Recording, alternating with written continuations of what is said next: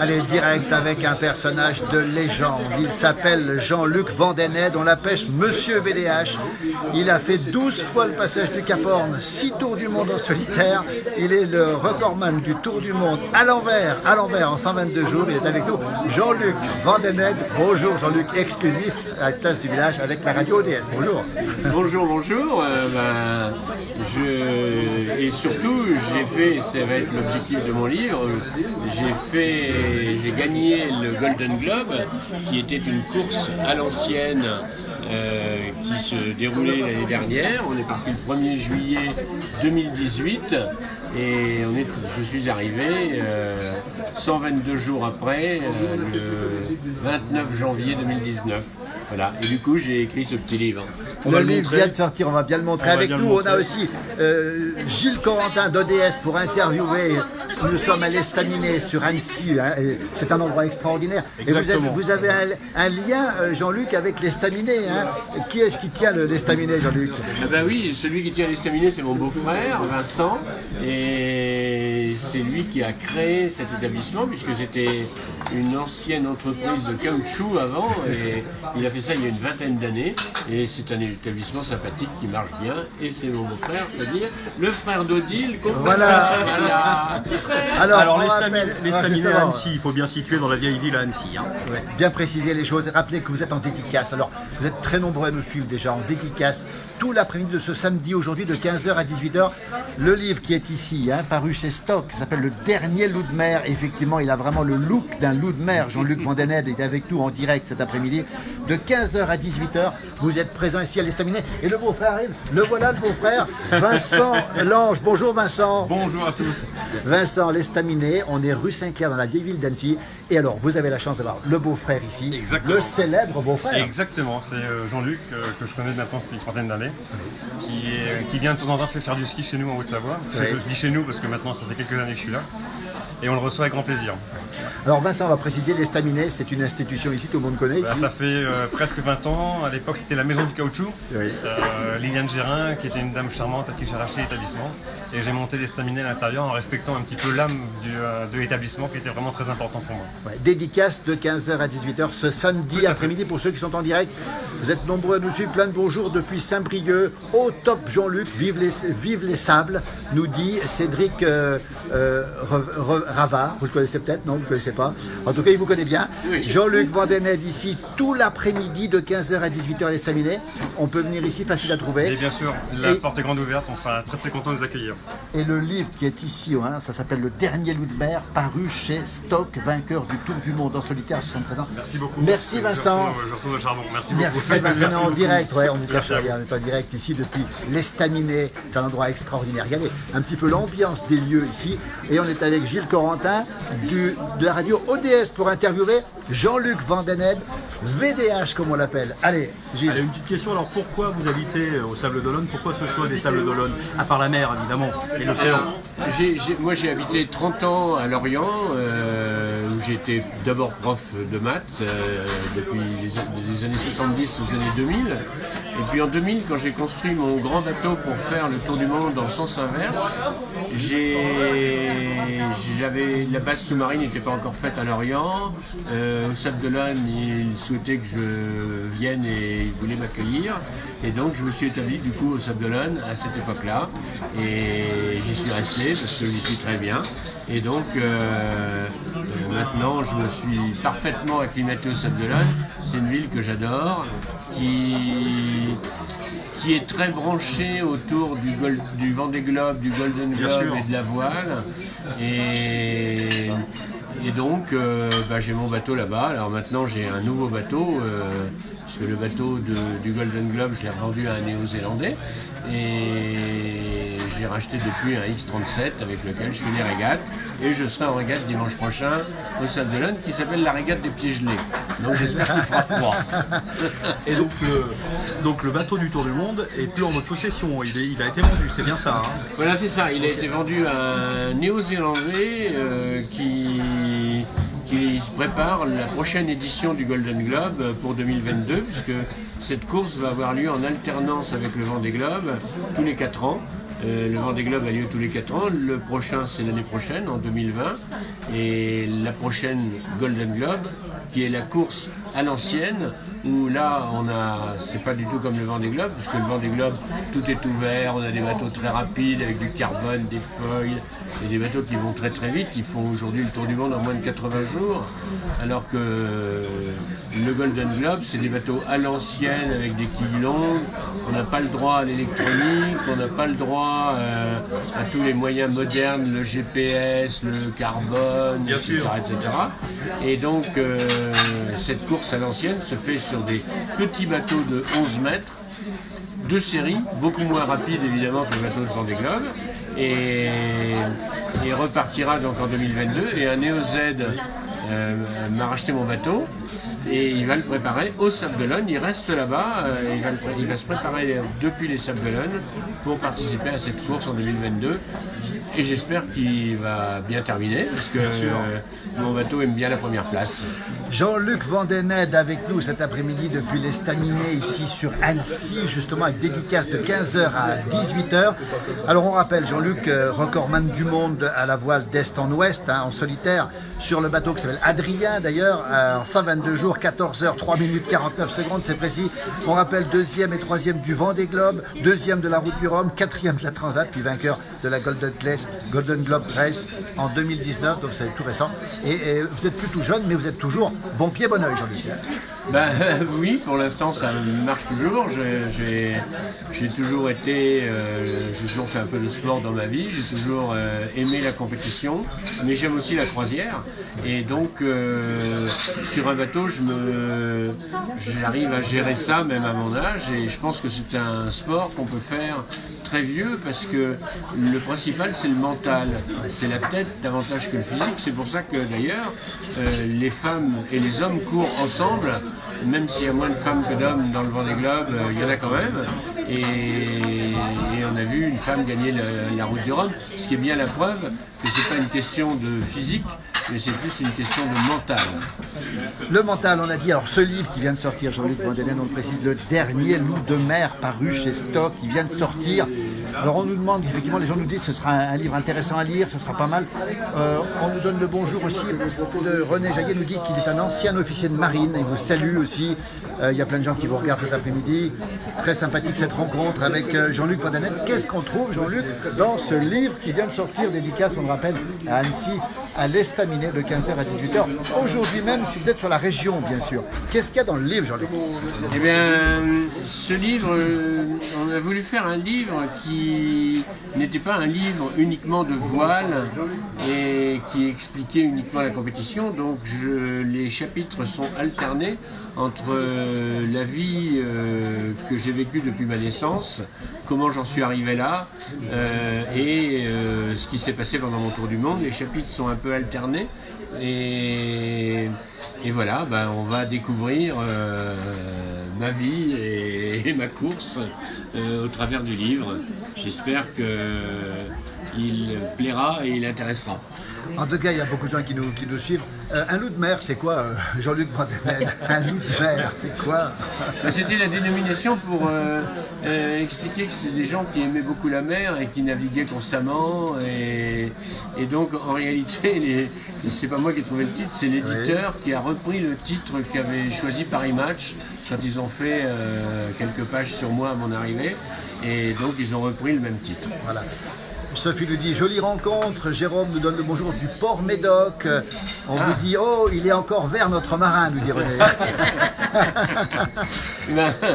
Port Médoc, j'y ai fait escale parce qu'il n'y a pas très longtemps, juste avant le départ du Golden Globe, parce que on avait fait le baptême du bateau à Bordeaux, parce que mon sponsor c'est la Matmut, et la Matmut avait une filiale qui s'appelle Océane à Bordeaux, et on avait décidé de faire le baptême là-bas, et pour redescendre de Bordeaux, on s'est arrêté à Port Médoc avant de remonter le bateau au Sable d'Olonne et avant de prendre le départ le 1er juillet de la Golden Globe Race. Alors on nous demande de mettre le livre un peu plus haut. Est-ce que Jean-Luc peut le tenir, le livre? Voilà, on va bien le montrer. Ça brille un petit peu. Jean-Luc Vandenette, le dernier loup de mer. Il a quand même la gueule d'un loup de mer, Jean-Luc Vandenette. Regardez un petit peu, voilà, le vrai et la photo. C'est le même. Regardez, on fait pas mieux. C'est le même. Jean-Luc. C'est la moitié, attendez, la moitié qui manque, c'est là, voilà. Beaucoup d'humour, VDH, beaucoup d'humour avec nous cet après-midi à la place du village. Alors, vous avez quand même le look, si vous le cultivez un petit peu le look de mer ou pas? Oui, les gens disent que j'ai le look de loup de mer parce que j'ai une barbe depuis toujours, oui. Parce que, je sais pas, peut-être c'est le sel qui fait ça. Au moins le sel ça conserve, et donc, je sais pas, j'ai le look que j'ai plus rien. Alors, Jean-Luc, vous êtes très convivial, très sympathique. Tous les gens qu'on a vus ici nous le confirment, pas que votre famille. D'ailleurs, Jean-Michel Périssou, qui vient de le connaître depuis peu de temps. Jean-Michel, comment vous le trouvez? Passionnant. Passionnant. Passionnant, et c'est vraiment un fil conducteur de vie. Et il aime les gens. Il aime les gens, il partage, c'est un partageur. Écoutez, alors justement, Jean-Luc, quand on aime les gens autant que vous, quand on reste des mois sur un bateau tout seul, c'est pas un peu compliqué? Non, c'est pas compliqué parce que c'est un plaisir. Moi, j'ai choisi de faire ça. J'aime naviguer, j'aime la mer, j'aime surtout le rythme qui se prend quand on est tout seul sur son bateau, qu'on soit tout seul ou en équipage, parce que je navigue aussi beaucoup en équipage. Les régates que je fais, c'est en équipage. Et donc, moi, j'aime ça. Et donc, forcément, quand on aime, on trouve pas ça long. Et surtout que dans le Golden Globe, comme on n'avait pas de GPS, il fallait faire ses positions soi-même au sextant, donc c'est compliqué, ça prend du temps, et en fin de compte, on voit les jours défiler, on se met dans une espèce de rythme, et on retrouve une vie qui est en fin de compte une vie normale, qui est peut-être la vie plus normale que la vie qu'on mène à terre, où il y a des tas de contraintes, où il y a des obligations d'horaire, de timing, il y a des obligations extérieures, il y a plein de choses qui viennent se greffer sur la vie. Alors, au bateau, c'est un espace de liberté qui reste. Un espace de liberté. Voilà, et moi j'aime cet espace de liberté. On a encore la chance en bateau, comme on n'est plus sur une terre, d'être éloigné de tout, de ne plus être contrôlé, de ne plus être ennuyé. On ne reçoit plus de courrier, il n'y a plus de téléphone portable, ça porte plus, et donc on se retrouve à mener une vie saine et que j'aime. Sylvie nous dit il aime la vie, il aime partager, donc il aime les gens. René nous dit notre ami est superbe, on vous confirme, il est superbe, il est super sympa aussi. Gilles Corentin d'ODS, une question à notre invité exclusif pour la place du village et pour ODS, c'est Jean-Luc Vandenette, Monsieur VDH comme on l'appelle ici. Monsieur. Alors à quel âge le premier tour du monde? C'est pas 73 ans. 73 ans. Non, 73 ans c'est 6e, mais voilà. le premier tour du monde c'était en 1986-87, donc j'avais 43 ans. Et en passant par le Cap Horn? Alors oui, bien sûr, c'était en passant par le Cap Horn. C'est le premier tour du monde, c'était le Buck Challenge, c'était une course autour du monde en 4 étapes. On s'arrêtait, donc on partait de Newport aux États-Unis. On s'arrêtait en Afrique du Sud, on s'arrêtait en Australie, on s'arrêtait au Brésil et on retournait à Newport. Et évidemment, il fallait aussi venir de France avant le départ. Bien sûr. Et donc, c'est pendant cette course que, en pensant à la fameuse course de 1968 où un seul concurrent était arrivé, Robert Johnson, c'est en pensant à cette course qu'à l'escale australienne, on s'est dit, plutôt que de s'arrêter 4 fois, de faire 4 étapes, ça serait encore plus rigolo de le refaire comme en 68 sans s'arrêter. Et c'est ça qui a donné naissance au Vendée Globe. Et donc j'ai fait le premier Vendée Globe en 89, où là c'était un tour du monde sans escale et sans s'arrêter. Ivy nous dit vive la liberté. Raymond nous dit merci pour ce reportage d'un marin très sympathique. Effectivement, il est sympathique, notre invité du jour. On vous l'a déjà dit, Jean-Luc, j'imagine. Ben oui, vie, je préfère avoir un côté sympathique que d'avoir un côté rébarbatif. C'est un marin ouvert. Marin ouvert. Je voulais féliciter sur notre page Facebook également Jean-Luc évidemment et puis nos amis de la place du village, c'est important. Hein. Belle collaboration, merci. Ça fait plaisir. Voilà. Merci Gilles Corentin. Retrouvez l'interview sur ODS Radio, la première radio de Haute-Savoie. Des Alpes. Et des Alpes, on va Merci préciser. On va remercier aussi Jean-Luc VDH, Monsieur VDH comme on l'appelle. Alors beaucoup de gens qui nous regardent, ils nous disent qu'il est sympathique. Bravo à la bise de Franclan, c'est à côté de d'Annecy, pas très loin d'Annecy. Vous aimez la montagne, Jean-Luc, ou pas? Je ne connais pas très bien. J'aime la montagne, bien sûr, mais moi j'ai consacré vraiment ma vie au bateau. Et j'ai découvert d'ailleurs la montagne avec Philippe qui est là. Philippe qui est en bout de table, hein, je fais un carreau, Philippe. Qui m'a emmené pour la première fois faire du ski il y a, je sais pas, 30 ans, ou peut-être 40. Avant le premier tour du monde ou après? Avant mon premier tour du monde. Avant mon premier tour du monde, et qui m'a emmené faire du ski, et je me rappelle très bien voir cette pente en bas, et Philippe qui me dit mais t'inquiète pas, ça va le faire. On rappelle Jean-Luc Vandened avec nous, VDH, pour une dédicace pour ceux qui nous rejoignent maintenant. On nous dit qu'il est talentueux, effectivement le talent, il a beaucoup de talent Jean-Luc. Alors on rappelle 15h, 18h à l'Estaminet, l'Estaminet c'est chez Vincent Lange, ici rue Sainte-Claire à Annecy. On précise bien qu'on est en Haute-Savoie, on est en France pour ceux qui nous regardent d'un peu plus loin. On rappelle le livre aussi, le livre s'appelle, on précise bien, Le Dernier Loup de Mer. Il n'y en a plus beaucoup des loups de mer Jean-Luc finalement, édition stock. Non, il y a parce que maintenant les loups de mer, enfin les jeunes sont des adeptes de la vitesse, sont des adeptes des bateaux très rapides, qui volent, qui vont au-dessus de l'eau, qui ont des feuilles. Alors c'est une évolution parce que c'est le propre de l'homme de toujours chercher à aller plus vite, plus loin, plus fort, plus rapidement. Mais c'est plus les trucs à l'ancienne où par exemple quand on fait le tour du monde en sens inverse, on fait du près serré, on est contre le vent et c'est pas facile de lutter contre la mer, et d'où ma réputation un petit peu du romal et de... Jean-Luc Vandened avec nous, on va le remercier infiniment pour cette interview. Merci à Gilles Corentin d'ODS Radio et merci au patron des lieux, Vincent Lange. Alors on rappelle la dédicace pour ceux qui sont encore c'est encore possible, 15h, 18h, pendant 3 heures de dédicace ici. Pour se garer, on se gare où ici, à côté d'Annecy? Là où on peut. Où Aujourd'hui c'est la brocante, donc c'est parking Saint-Clair, parking de la mairie, et puis voilà. Merci Vincent, merci les gens beaucoup. peuvent venir à vélo aussi, pour se garer c'est plus facile. Bonjour Jean-Luc, et c'est Jules, à quel âge as-tu commencé la voile? Alors la question, oui, à quel âge as-tu commencé la voile? Tiens, c'est une question qui vient d'être posée. Alors moi j'ai commencé la voile sérieusement à 13-14 ans, parce qu'à l'époque on ne pouvait pas. Aujourd'hui on la commence beaucoup plus tôt que ça, parce qu'il y a des optimistes, il y a beaucoup d'écoles de voile à droite à gauche. À mon époque, c'est-à-dire il y a 70 ans, il n'y avait pas toutes ces écoles de voile, et donc moi j'ai commencé vers 13-14 ans. Voilà. Allez, on rappelle que le livre s'appelle Le Dernier Loup de Mer. Et on peut le trouver à la librairie Verneuil à Annecy. Annecy. Voilà. On va rappeler qu'on peut le trouver aussi dans toute la France. Il y a beaucoup de gens de toute la France qui nous regardent. On ne peut pas le trouver encore aujourd'hui, puisque aujourd'hui on est en avant-première. D'accord. Mon livre sort le 30. Alors le 30 octobre, on le précise bien, attention pour ceux qui voulaient l'acheter. 30 octobre, toute la France, la Suisse, le Québec, un peu partout. Hein. Un peu partout, et je vais faire une dédicace donc le 30 à Pleumeur, dans le Morbihan.